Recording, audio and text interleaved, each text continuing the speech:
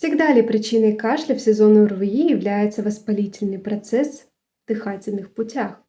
На самом деле нет, и вот почему. Существует множество причин возникновения кашля, например, постназальный синдром.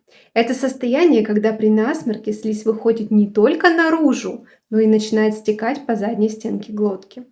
Слизь раздражает рецепторы и провоцирует кашель. Для того, чтобы убрать причину кашля, можно использовать увлажнители воздуха, сосудосуживающие средства, промывать нос, полоскать горло солевыми растворами и пить достаточное количество жидкости. Делитесь этим видео с друзьями и пишите комментарии, если было полезно.